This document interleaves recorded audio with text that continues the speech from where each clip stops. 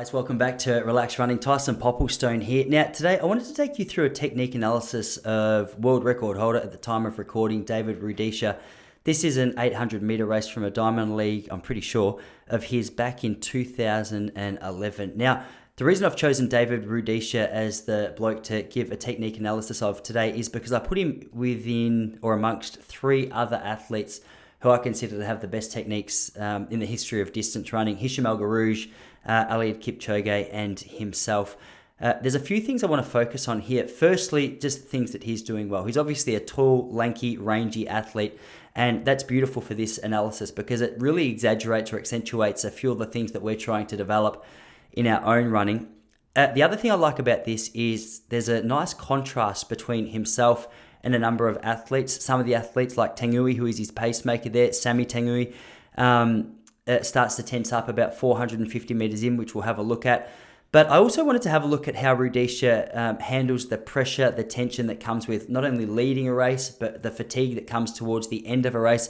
But more than that, how his technique responds in terms of tension when he's challenged towards the end of the race. So there's a few things there that we want to have a look at. Obviously, as much as we can get tips and cues and ideas about how to generate a more efficient technique through Rudisha's running performance, technique is it's very individualized. It's not one size fits all. So if you're looking at developing your own technique, you need guidance, make sure you jump over to relaxrunning.com. I can help you out there.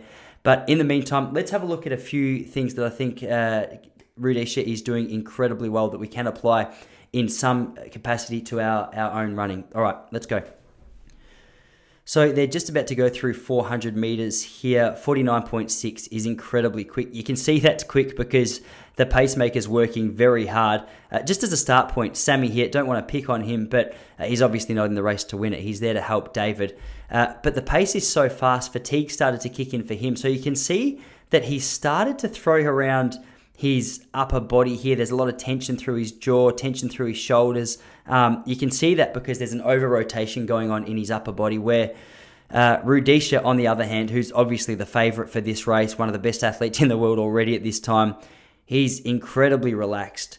You can see that there's relaxation going on in a few different ways. Firstly, his face, there's just no tension being stored. You can see his lips being moved. There's no grimacing on his face. His head is slightly angled down, you could say. Looks like he's looking about 10 to 15 meters ahead.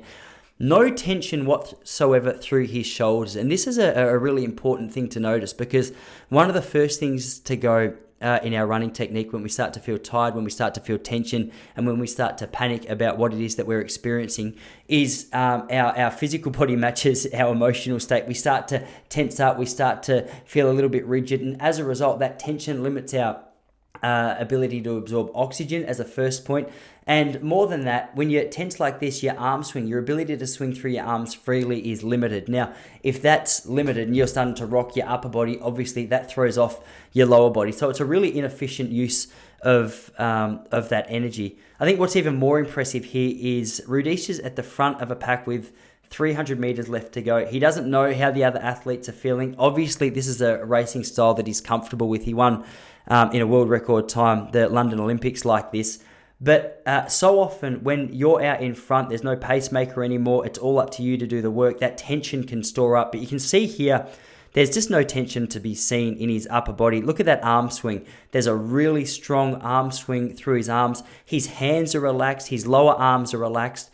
You could probably say they're roughly a 90-degree angle, the way that he's holding his arms. But just look at that space between his side and the back of his elbow. There's just so much space there.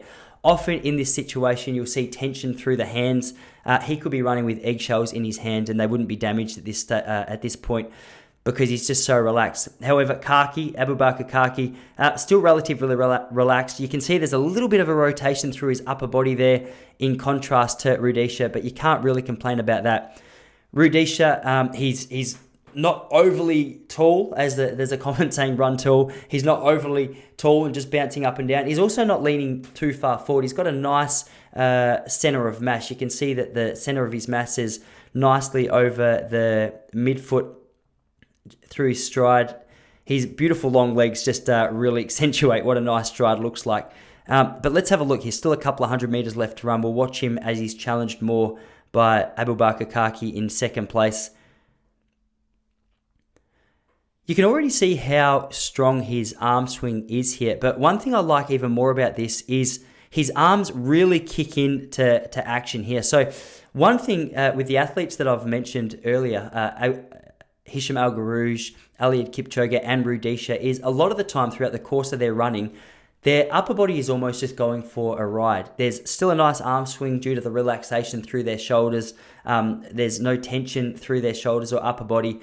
But there's also not any wasted energy. It's the legs. Almost think of an emu. The legs are doing all the work. The upper body is just there, staying as relaxed as possible. But at this point in the race, 150 to go, where you're really starting to step it up or at least maintain the pace that you're running, that's when they bring in their arms at a more deliberate basis. You can really see here how even more extended his arm swing is. That arm swing extension is just huge. As a result, it's generating power through his left leg, which is obviously helping him maintain that stride. This is a secret weapon that a lot of us don't use. We get so caught up to just using our arms as much as we can throughout the race that when it actually comes time to kick home, finish strong, we've just got nothing left to offer there. So this is something that we should be taking mental notes of, to stay relaxed and really bring that arm swing in with about 150 meters to go to really just enable that stride to stay long. What's more impressive about this is Abubakar Kaki is about 1.5 meters behind him, which is, like I said earlier, a cause of a lot of stress.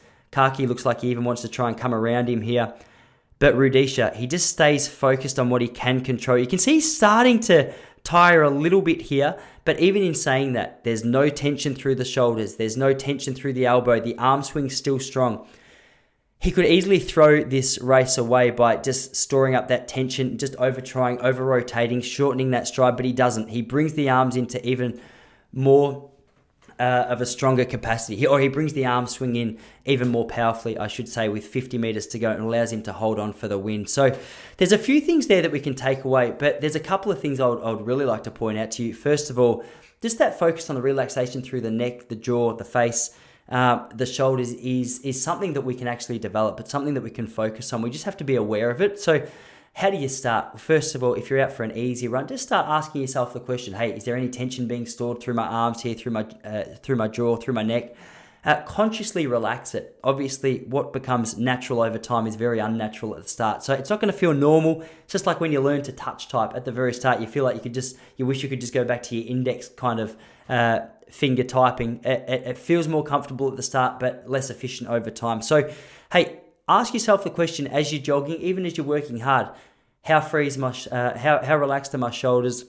How relaxed is my jaw? How relaxed is my upper body? Is there any tension being stored? If the answer is yes to any of those questions, a deep breath, an inhale and an exhale is the perfect release to so many of these things. There's obviously other things that we can do to generate efficient running technique. I'll tag a couple of those videos below for you to work on. But I think a really great place to start is just focusing on consciously developing that relaxation part of your running. If you can get that, you're a step ahead of a lot of your competitors, regardless of what sport you're in, because a lot of people are just unaware of it. They think that when it comes to running, there's not a big part that technique plays, but the best runners in the world disprove that every day of the week. So if you've got any personal questions or questions more specific to your own running technique, feel free to put them in the comments below. If you want your own technique analyzed and some guidance, we can work together through the Relaxed Running membership. So jump over to relaxedrunning.com. I hope that's helpful. As I said, if you've got any questions that you need me to answer in the meantime, whack them down in the comments below. Otherwise, happy training, guys. Have a look through some of the other videos that I've linked, and as I said, more than happy to work with you directly. All right, happy training, and I'll see you all next week.